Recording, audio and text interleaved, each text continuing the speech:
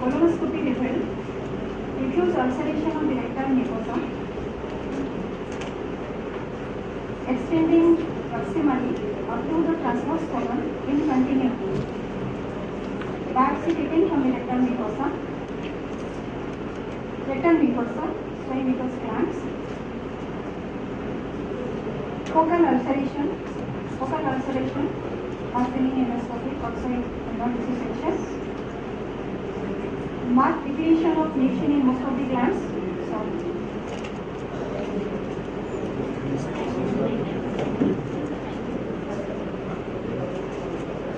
Marked niacin depletion noted in most of the glands.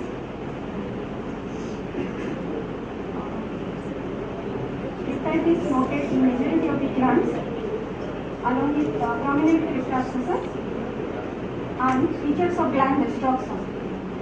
It is prominent here. So what we find here are all features of diffuse active colitis. Then what are the possible suggestions? Any suggestion please? What are the possible causes? There are so many causes. Only one. So most common is acute infectious colitis, and specifically bacterial colitis. Second is Crohn's colitis. Third is ulcerative colitis. Let us dissect. All the features are common to these three entities. Let us dissect one from the other. Acute bacterial colitis or non-specific infectious colitis. This is usually caused by Campylobacter, Salmonella, Shigella, and E. coli. Histologically, at the tissue section, the most characteristic feature edematous inflammatory mucosa. In severe cases, we may get cryptoblasts along with areas of necrosis, hemorrhage, microcephaly. But the most prominent feature is in the lamina propria. Acute inflammation is out of proportion to that of chronic inflammation. Here in this case, we find the most prominent cells are the plasma cells, lymphocytes, admixed eosinophils, and polypockets. So possibility of acute infectious colitis is ruled out. Next, coming to Crohn's colitis. Characteristically, very nice presentation. Last speaker is Dr. Sunil Agarwal from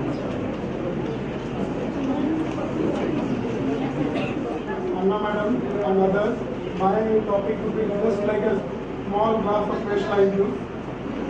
I'll start with the case. It's a 27.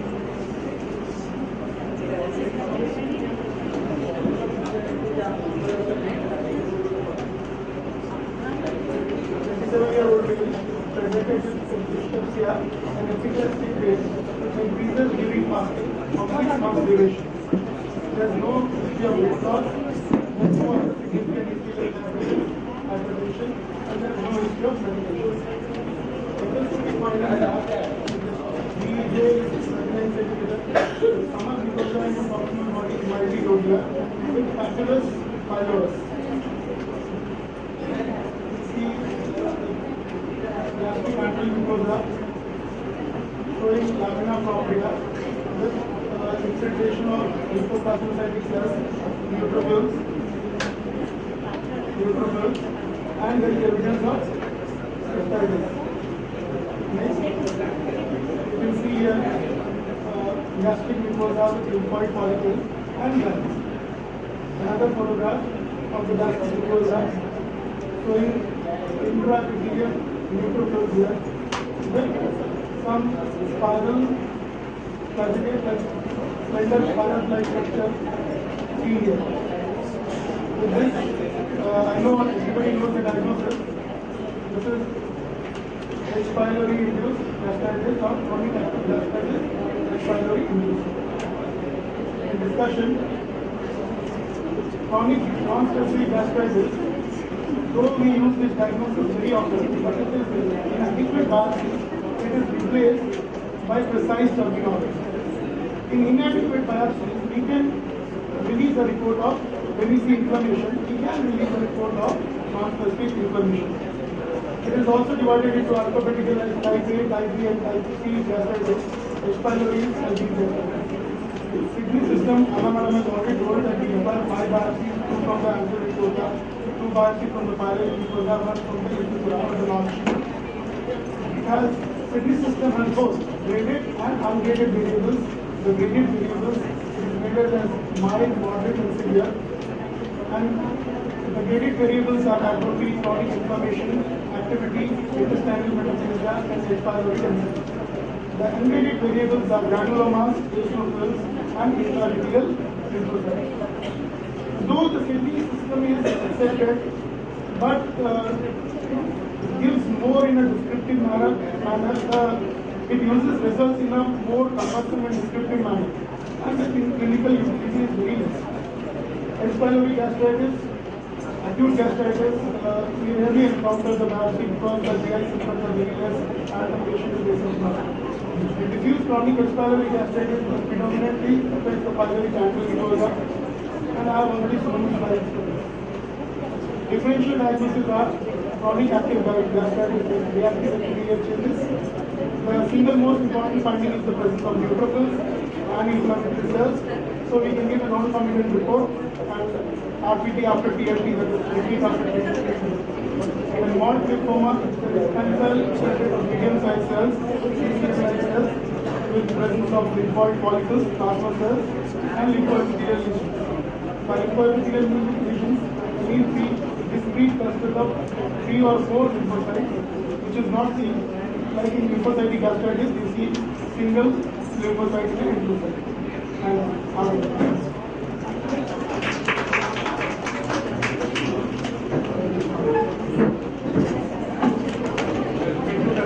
Now, if anybody has any questions, they can ask questions. Anybody any questions?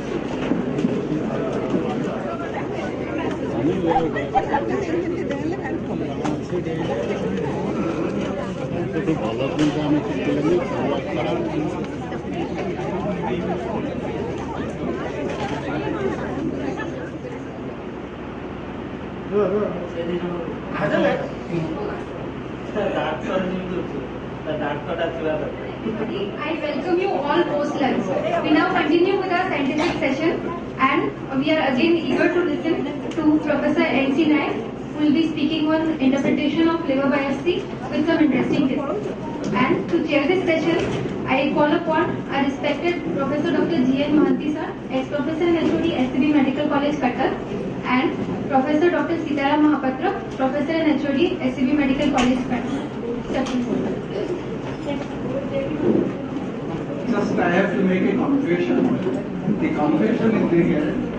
When Dr. Asalanti asked me to chair the first session with Professor Naik's speech, so I got nervous. Nervous in the sense, so how can I chair this Professor Naik's which I never dreamed of? So I told that why don't you give me, if any other session is left, no, sir, another session is there in the afternoon, interpretation of liver biopsy. Then I say it is okay for me. Because I remember I had suggested this topic for the benefit of postgraduate students. So, and there is another background of it. In 1983, from November 30th November to December 7th, myself, the Dr. Nanda, panel, we are in a workshop, and where we learned the interpretation of liver and kidney biopsy. Still I preserve the certificate I got from there. So there are certain things about, just I'll take a minute. So what I believe, there are some good teachers, that's okay. There are some good pathologists. A rare combination to become a good teacher, good outstanding teacher, and a pathologist, outstanding pathologist is rare. The number is quite less. So that is the motto. And what I say that you just hear and will know the things which I have learned from him that those days, that I just remember. Without anything, I can just see that I have Indian childhood cirrhosis, some of the artery syndrome, what is the alcoholic hepatitis. There are all in the process out in my mind. So with this, I invite Professor Naik to start his sir.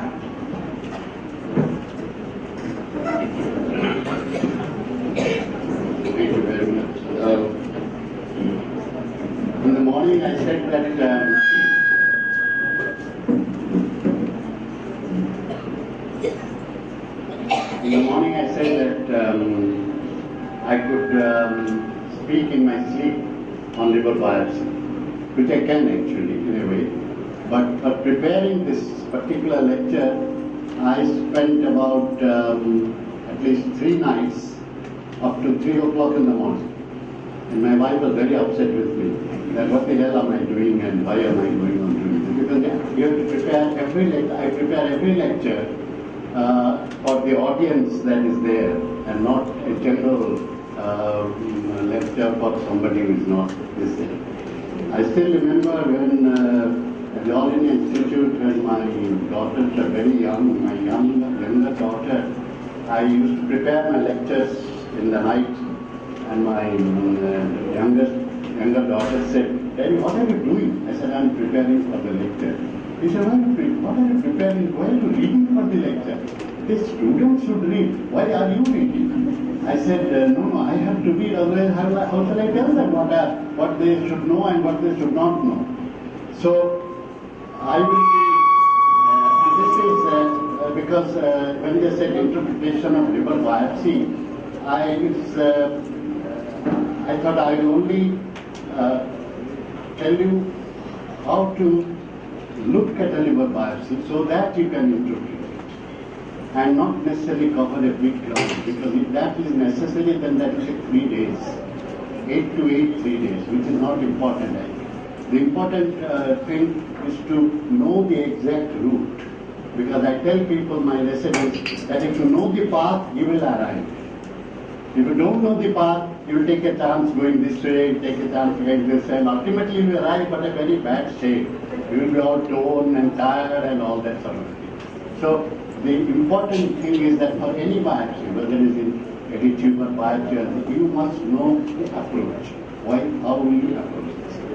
There's another thing I wanted to tell you. One of my teachers, with whom I became later on a junior colleague, Dr. Bhagwati Prasad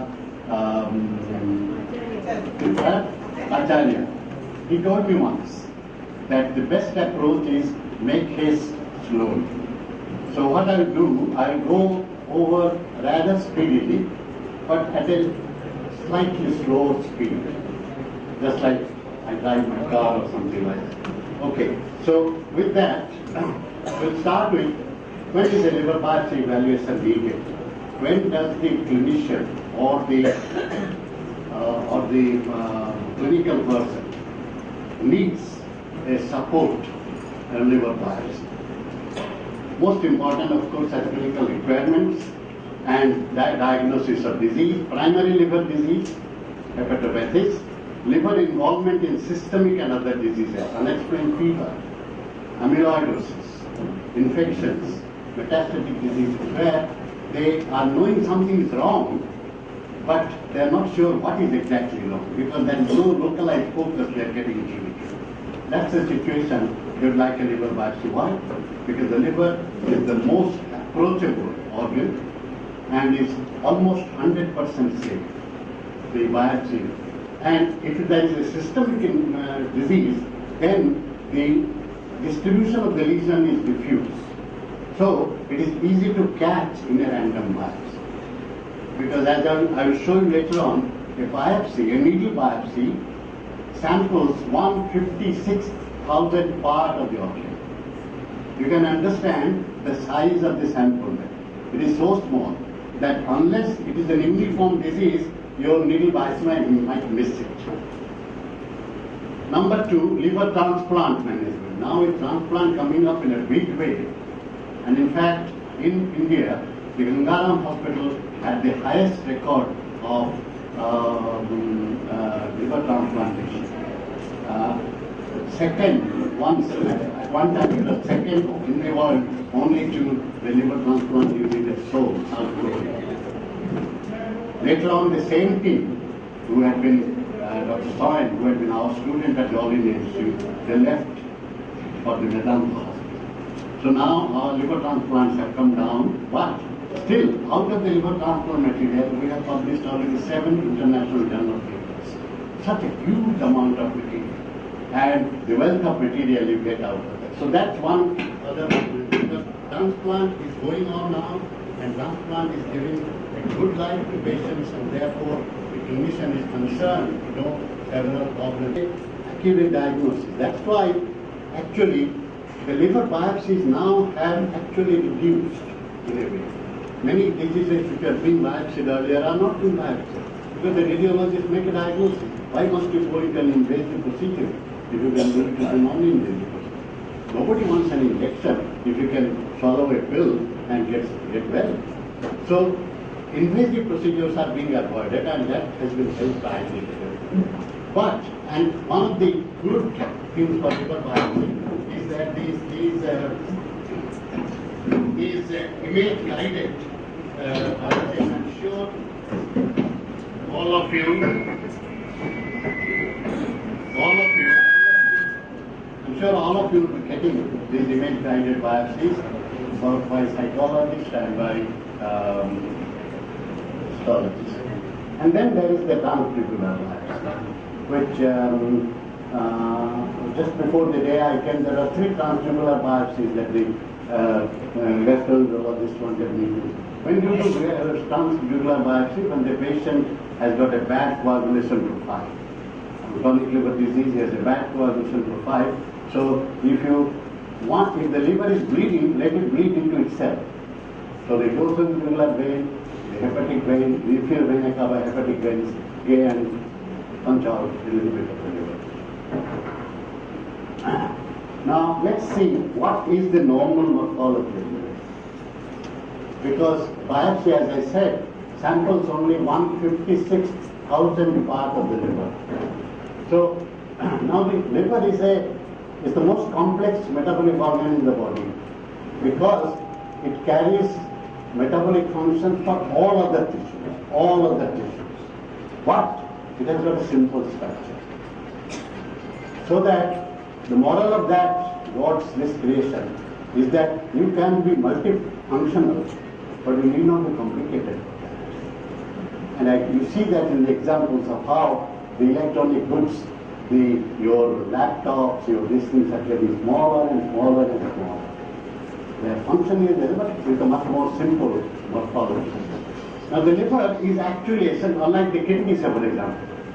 You have to look at the glomerulus, you have to look at the tubules, you have to look at the interstitium, you have to look at this, that, the brain, you have to look at the white gray matter, the white matter, the nuclei, etc., etc.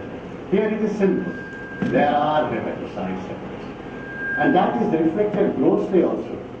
Those of you who are non-vegetarians and have gone, this is the unfortunate part I have in North India, where they even don't know what the liver looks like, because they are vegetarians. I advise them become non-vegetarians also, so that they can go to the butcher shop and buy some liver slices for eating. It has got a uniform brown color. Unlike in the kidney, but there's the cortex, there's the medulla, there's the pyramids, there are kinases, they're all uniformly brown. So there's a mass of liver tissue penetrated by the afferent blood vessel, portal vein mainly, and by the efferent going out hepatically. That's all the structure, and that's what you see here. And this, I've drawn out this one. These are the things that are taking time for me in the computer, drawing them out, putting them in proper places and all that. Now, this is the hepatocyte, and it is so distributed, which I'll show you later on, is that there is a hepatic vein tributary and there are portal tracts alternately. So if you take this sort of a unit, this is called the lobule, with the central hepatic vein tributary at the center and 4 or 5 portal tracts at the perimeter. There is no boundary actually. There is no fibrous tissue here, nothing. That only you see in pig's liver. In the pig liver, you actually find fibrous tissue around the lobule. Not in the mammalian, other mammalian livers, not in the human liver. There is no fibrous tissue. It is a concept which I'll show you there.